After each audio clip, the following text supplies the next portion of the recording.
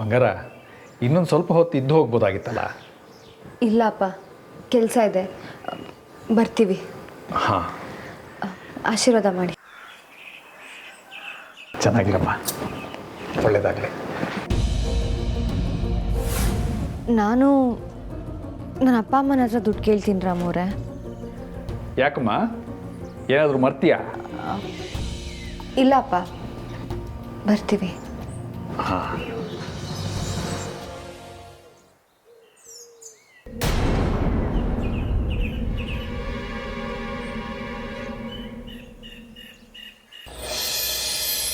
ರಾಮ ಸಾಹೇಬ್ರೆ, ಹೋಗಿದ್ದ ಕೆಲಸ ಸರ್ದಕ್ಕ, ನಮಗೆ ಕಾಯ್ತಾ ಇದ್ರ ನೀವು? ನಿಮ್ಮ ಚಟ್ಪಟ್ಗೆ ನಂಗೆ ಅರ್ಥ ಆಯ್ತದೆ. ಹೋಗಿದ್ದ ಜಾಗದಲ್ಲಿ ಏನಾಯ್ತು ಅನ್ನೋ ಗಾಬರಿನಲ್ಲಿ ಮಂಜಂತ ಫೋನ್ ಬೇರೆ ಮಾಡಿಸ್ಬಿಟ್ರಿ. ಮಂಜ ಫೋನ್ ಮಾಡಿದ್ನಾ? ಹಾಂ, ನೀವೇ ಹೇಳಿದ್ರಂತಲ್ಲ, ಬೀಗ್ರಿಗೆ ಫೋನ್ ಮಾಡಿದ್ದ.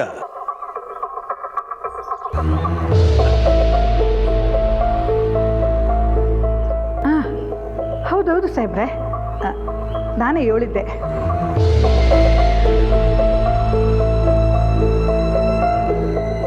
ಮತ್ತೆ ಹೋಗಿದ್ದ ಕೆಲಸ ಏನಾಯ್ತು ಸಾಹೇಬ್ರೆ? ಮನಸ್ಸಿಗೆ ಸಮಾಧಾನ ಆಯಿತು ಸರ್ದಕ್ಕ. ಹೇಳಬೇಕು ಅಂದರೆ ನಂದಿತಂಗೆ ಥ್ಯಾಂಕ್ಸ್ ಹೇಳಬೇಕು. ನಂದಿತಾ, ನೀನು ಹೇಳದೇ ಇದ್ದಿದ್ರೆ ಈ ಸಂಬಂಧ ಮನಸ್ತಾಪದಲ್ಲಿ ಹಾಗೆ ಉಳ್ಕೊಂಡ್ಬಿಡ್ತಿತ್ತು ಕಣಮ್ಮ. ಅಯ್ಯೋ, ಹಾಗೇನಿಲ್ಲ ಮಾವ. ಈ ಮನೆ ಸೊಸೆಯಾಗಿ ಎಲ್ಲರೂ ಒಟ್ಟಾಗಿರಬೇಕು ಅನ್ನೋದೇ ನನ್ನ ಆಸೆ. ಹಾಗೇ ರಾಮ ಜಾನಕಿನೂ ವಾಪಸ್ ಮನೆಗೆ ಬಂದುಬಿಟ್ರೆ ಎಲ್ಲ ಸರಿ ಹೋಗ್ಬಿಡುತ್ತೆ ಅಲ್ವಾ? ಹೌದು ಮಾವ. ಹೋಗುತ್ತೆ ಹೋಗುತ್ತೆ. ಈಗ ನಾನು ಮಾಡ್ತಿರೋದೆಲ್ಲ ಯಾರು ಇನ್ಮೇಲೆ ಈ ಮನೆಗೆ ಕಾಲಿಡಬಾರ್ದು ಅನ್ನೋ ಕಾರಣಕ್ಕೆ. ಕಾದು ನೋಡಿ ಮಾವ, ಆಟ ಇನ್ನೂ ಇದೆ. ಸಾಧಕ ತಗೊಳ್ಳಿದ್ದನ್ನು ಬೀಗರು ಕೊಟ್ಟರು. ಅಷ್ಟಲಕ್ಷ್ಮಿ ದೇವಸ್ಥಾನದ ಪ್ರಸಾದ ಅಂತೆ, ದೇವ್ರ ಮುಂದೆ ಮಡಗಿಬಿಡಿ, ಎಲ್ಲ ಒಳ್ಳೆಯದಾಗಲಿ.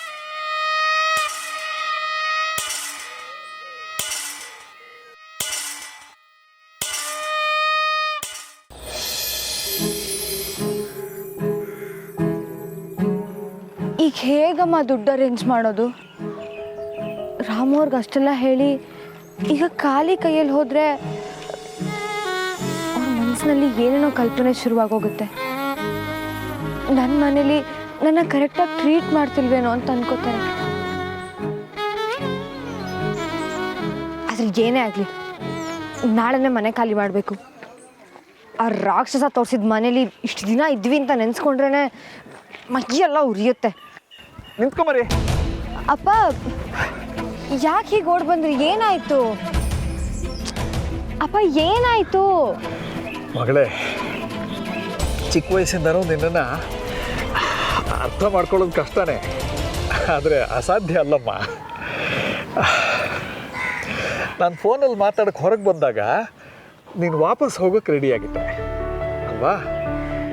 ಕವಿತಾ ಜೊತೆ ಮಾತಾಡುವಾಗಲೂ ನೀನು ಜೋಶಲ್ಲಿರಲಿಲ್ಲ. ನಿನ್ನ ಮನಸ್ಸನ್ನು ಏನೋ ಕೊರಿತಾ ಇತ್ತು ಅಲ್ಲೋ ಮಗಳೇ?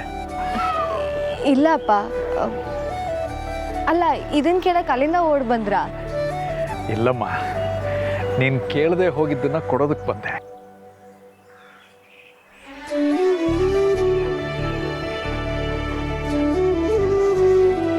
ತಗೋ ಮಗಳೇ.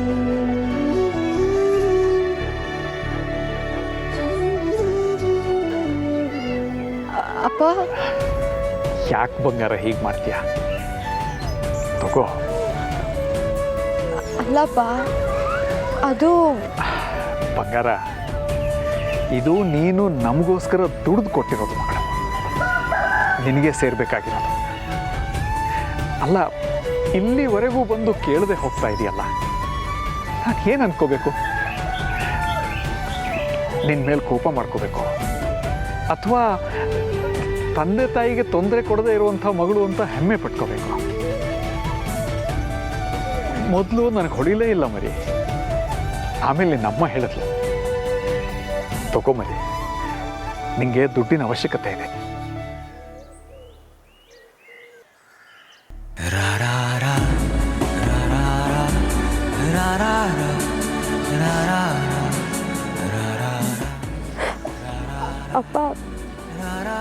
ನನಗೆ ಹೇಗೆ ಕೇಳಬೇಕು ಗೊತ್ತಾಗಲಿಲ್ಲ ಅಪ್ಪ. ಅಯ್ಯೋ ನನ್ನ ಬಂಗಾರ, ಅಳ್ಬೇಡಮ್ಮ. ಅಳಿಯಂದ್ರಿಗೆ ಗೊತ್ತಾದರೆ ನನ್ನ ಮೇಲೆ ಕುಸ್ತಿ ಆಡ್ಬಿಡ್ತಾರಷ್ಟೇ.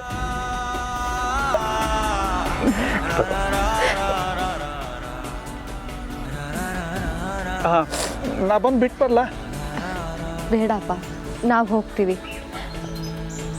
ತುಂಬ ಥ್ಯಾಂಕ್ಸ್ ಅಪ್ಪ. ಎಲ್ಲ ಹೇಳಬೇಡ ಮರಿ, ಈ ದುಡ್ಡು ನಿನಗೆ ಸೇರಬೇಕಾಗಿರೋದು. ಆಲ್ ದಿ ಬೆಸ್ಟ್, ಎಲ್ಲ ಒಳ್ಳೇದಾಗುತ್ತೆ. ಥ್ಯಾಂಕ್ಸ್ ಅಪ್ಪ, ಬರ್ತೀವಿ. ಬಾಯ್.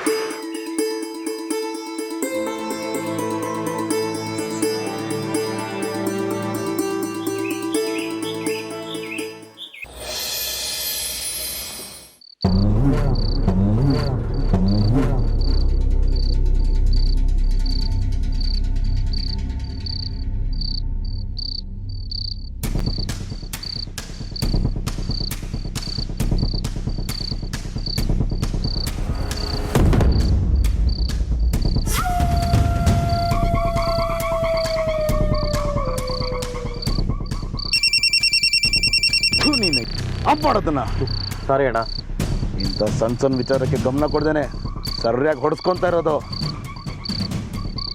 ಏಯ್, ಇವತ್ತೇನೇ ಆಗ್ಲಿಕ್ಕಲ್ಲ, ಆ ಮುದುಕಿನ ಮುಗಿಸ್ಲೇಬೇಕು. ನಾವು ಈ ದಿನ ಟೀಚರ್ ಅಮ್ಮ ಮೇಲೆ ಕಣ್ಣಾಕಿದ್ದೆ, ಈಗ ನೋಡಿದ್ರೆ ಆ ಮುದುಕಿ ಮೇಲೆ ಕಣ್ಣಾಕಿದ್ಯಾ? ಏಯ್, ಅಣ್ಣ ಇಷ್ಟೊತ್ತಾಯ್ತು, ಬರ್ತಾರೆ ಅಂತೀಯಾ? ಅವ್ರ ಮನೇಲಿಲ್ಲ ಅಂದಮೇಲೆ ವಾಪಸ್ ಇದೇ ದಾರಿಲಿ ಬರಬೇಕು. ಕಾರಣ ಇರುವ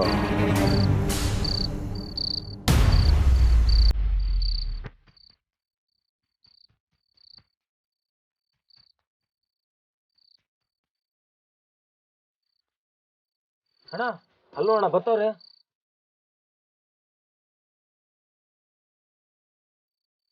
ಏಯ್, ರೆಡಿ ಆಗ್ರೋ ಲೈ.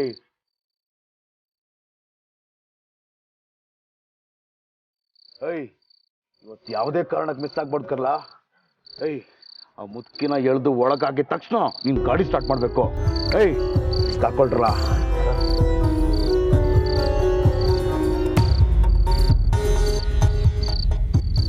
ಆಟೋದವನಿಗೆ ಎಕ್ಸ್ಟ್ರಾ ದುಡ್ಡು ಕೊಡ್ತೀನಿ ಅಂತಂದ್ರು ಮನೆವರೆಗೂ ಬರಲೇ ಇಲ್ಲ. ಮಾ ಸಾರಿ, ಬೇಜಾರು ಮಾಡ್ಕೋಬೇಡಿ. ನಾನು ನಿಮ್ಮನ್ನ ತುಂಬ ನಡೆಸ್ಬಿಟ್ಟೆ ಇವತ್ತು.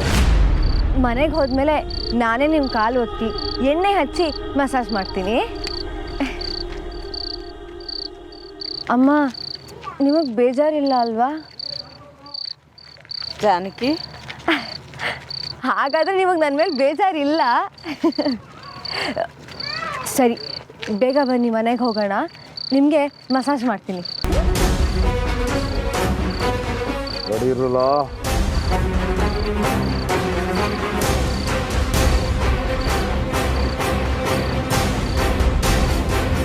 ಓಯ್, ಬಂದ್ರು ಗಾಡಿ. ಅಮ್ಮ, ಬೇಗ ಬನ್ನಿ, ಮನೆಗೆ ಹೋಗೋಣ.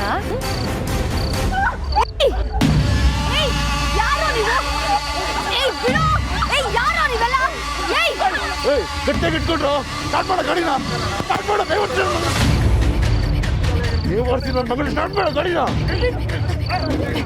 ಯಾರು ನೀವೆಲ್ಲ? ಗಾಡಿನ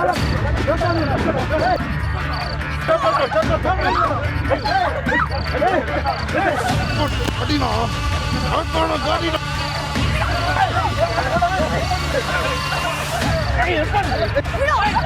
ಅಮ್ಮ ಬನ್ನಿ.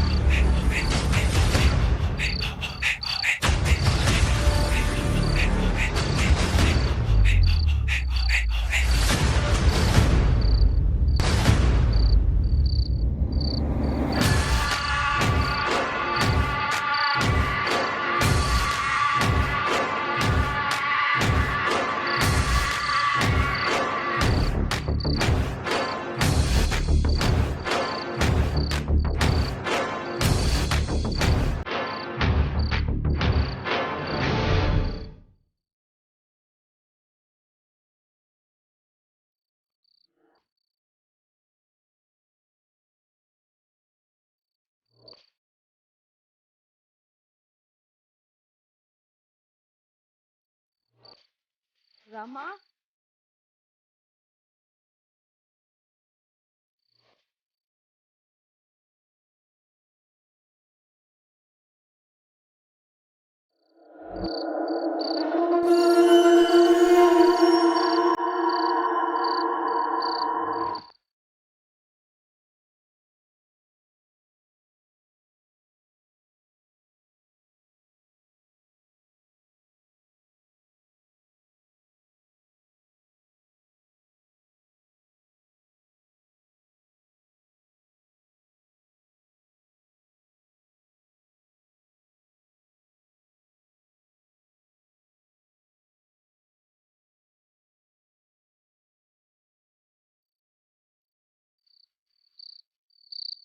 ಒಳ್ಳೆಯವರು ಕಷ್ಟ ತಡೀತಾರೆ ಅನ್ನೋ ಕಾರಣಕ್ಕೆ ಅವ್ರಿಗೆ ಯಾವಾಗಲೂ ಕಷ್ಟ ಕೊಡೋದು ಯಾವ ನ್ಯಾಯ ದೇವ್ರೆ? ಪಾಪ ಸಾಹೇಬರು ಇಷ್ಟಪಟ್ಟಂಥ ಪಾರ್ವತಮ್ಮನವ್ರ ಜೊತೆಗೆ ಸುಖವಾಗಿ ಬಾಳಕ್ಕಾನಿಲ್ಲ. ಈ ಮನೆಗೆ ಬಂದಂಥ ಲೀಲಮ್ಮನವರು ನೆಮ್ಮದಿಯಾಗಿ ಉಳಿನಿಲ್ಲ. ಈಗ ರಾಮ ಮತ್ತು ಜಾನಕಿ ಈ ಮನೇಲಿಲ್ಲ. ಆದಷ್ಟು ಬಿರ್ನೆ ಎಲ್ಲರೂ ಒಟ್ಟಾಗಿ ಭಾಳ ಹಂಗೆ ಮಾಡಪ್ಪ.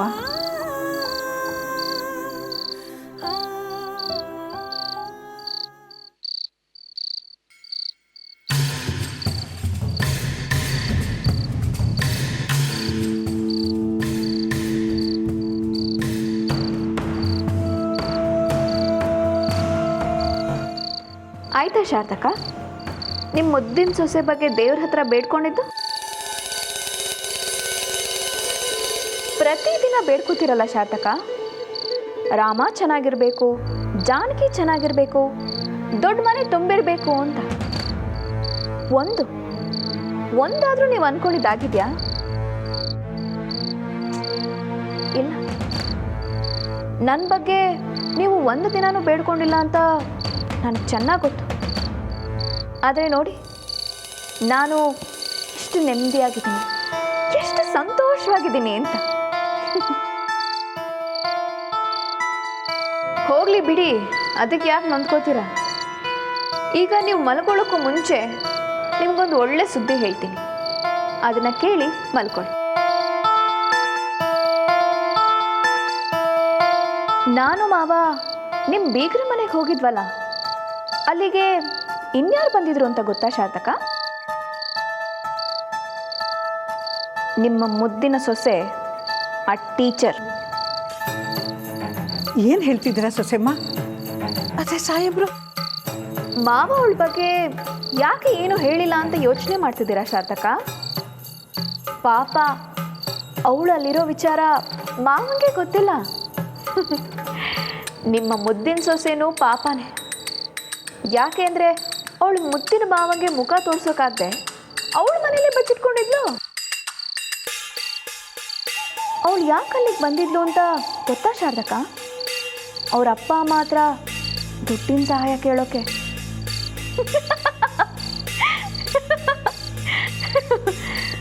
ಶಾರದಕ್ಕ, ಹೋಗಿ ಆ ನಿಮ್ಮ ದೇವ್ರ ಹತ್ರ ಇನ್ನೂ ಬೇಡ್ಕೊಳ್ಳಿ, ಜಾನಕಿ ಇನ್ನೂ ಚೆನ್ನಾಗಿರ್ಲಿ ಅಂತ.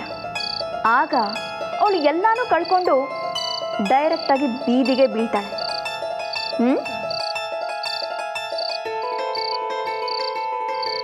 Good night ಶಾರದಕ್ಕ.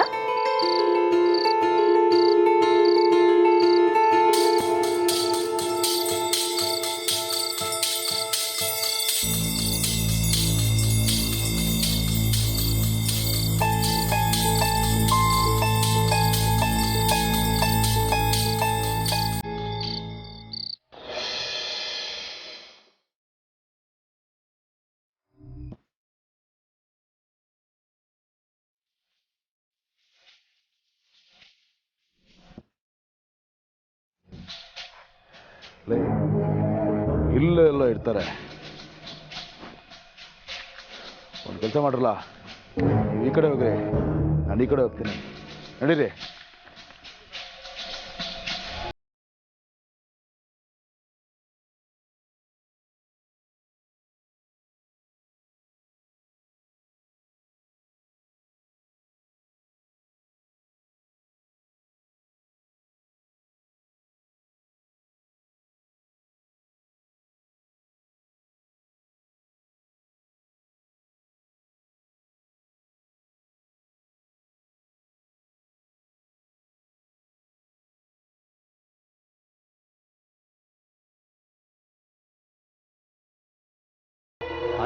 ಬರ್ತೀರಾ?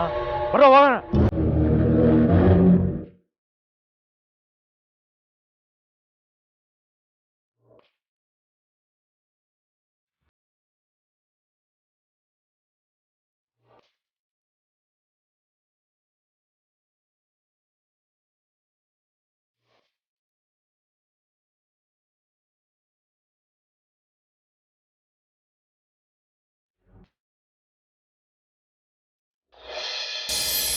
ಸೂಪರ್ ಕಂಡ್ರಲ್ಲ. ನಾನು ಈ ದಿವಸ ಮಾಡಿರೋ ಕೋಳಿ ಸಾರಲ್ಲೇ ಇವತ್ತೇ ಮೊದಲು ಇದೊಂದು ರುಚಿಯಾಗಿರೋದಲ್ವಾ? ಬೇಲಿ ಆದ್ರೆ ಮಜಾ ಜಾಸ್ತಿ, ಕದ್ದಿರೋ ಕೋಳಿ ರುಚಿ ಜಾಸ್ತಿ ಅಂತ ದೊಡ್ಡವ್ರು ಹೇಳಿಲ್ವ ಮಂಜ? ಏನು ಕದ್ದಿದ್ದ?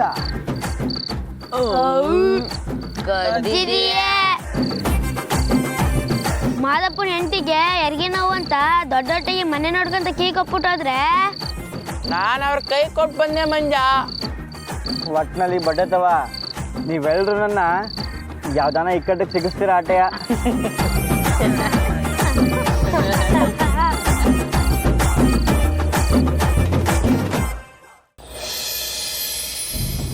ಏಯ್ ಸೈಡಿಗೆ ಹೋಯ್ತಾರು. ಏಯ್ ಯಾರೋ ನೀವೆಲ್ಲ, ಮರ್ಯಾದೆಗೆ ಹೋಗ್ತಾ ಇರಿ. ಏಯ್ ಹೋಗಲ್ಲ ಅಂದ್ರೆ ಏನೇ ಮಾಡ್ತೀಯಾ? ಒಂಟಿ ಹೆಂಗ್ಸು ಪೂರಾ ಕತ್ಲೆ. ನಾವು ಮನ್ಸು ಮಾಡಿದ್ರೆ ಏನು ಬೇಕಾದ್ರೂ ಮಾಡ್ತೀವಿ ಅಲ್ವೇನ್ರ?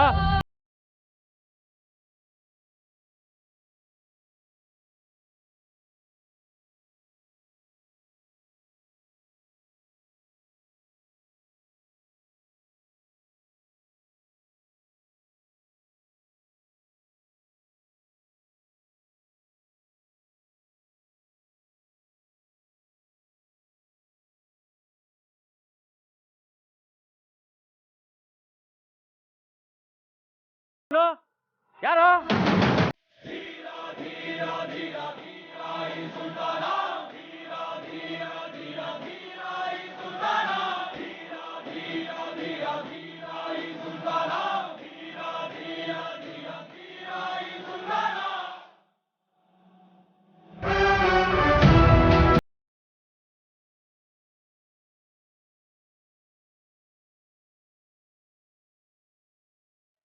ಒಂಟಿ ಗಂಡ್ಸು.